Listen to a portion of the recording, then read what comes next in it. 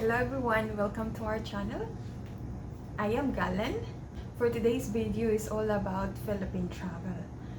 Here I will discuss who are the eligible individuals and who are not eligible to travel to the Philippines.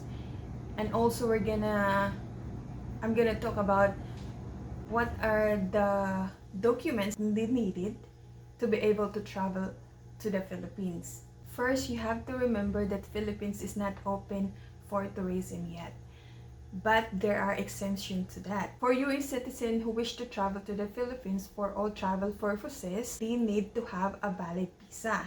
You can get your visa through Philippine Embassy or Philippine consulate, and you will be subject for COVID-19 testing and a quarantine for at least 14 days.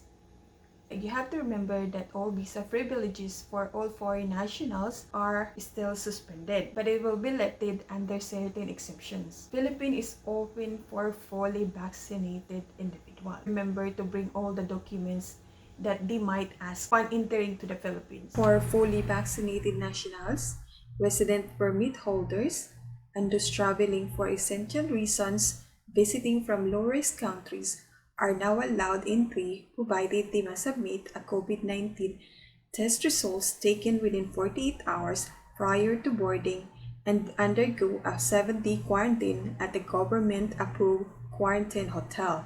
But the unvaccinated visitors must be quarantined for 14 days.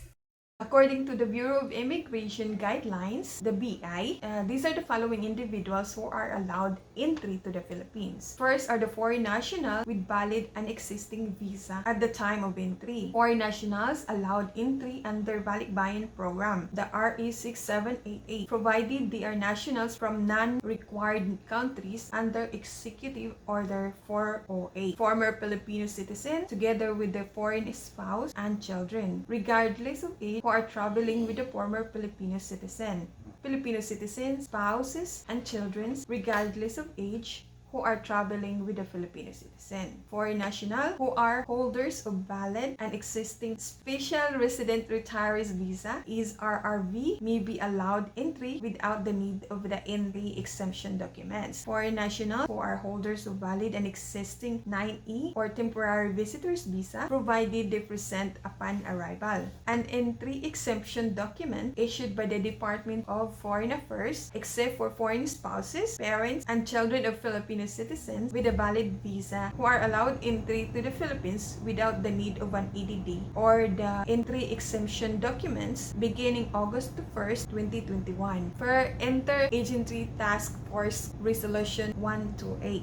Whether you are planning to travel to the Philippines from US or other country, you will not be allowed to travel to the Philippines unless you are one of those exempted.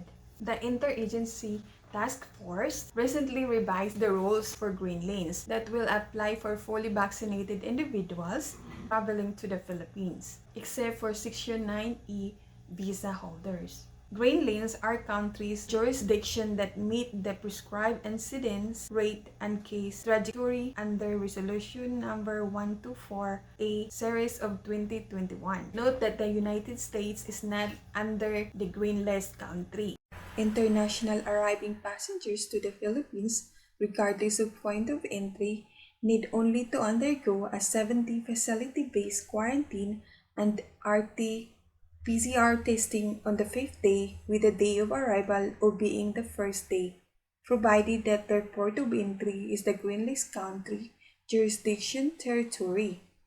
They stayed exclusively in the green list country in the last 14 days prior to their arrival in the Philippines. They are fully vaccinated, whether in the Philippines or abroad, and their vaccination status can be independently verified, confirmed by the Philippine authorities as valid and authentic upon their arrival in the country.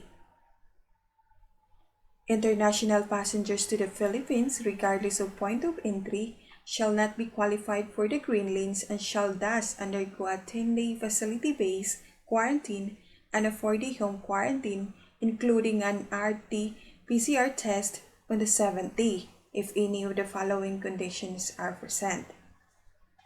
Their port of entry is not the green list country, jurisdictions, or territories. They stayed outside a green list country at any time in the last 14 days before their arrival in the Philippines.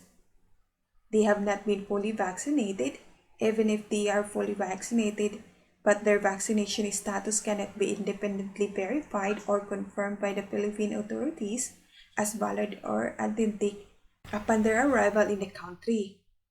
For all departing US citizens, please make sure that your visa are updated. Only foreigners who have not left the Philippines will qualify for these amendments.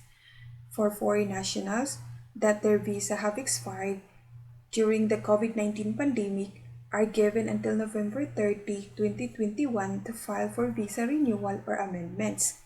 And for foreigners with expiring visas were given also a non-extendable period of 6 months from expiry of their visa to file their application for visa renewal or extension.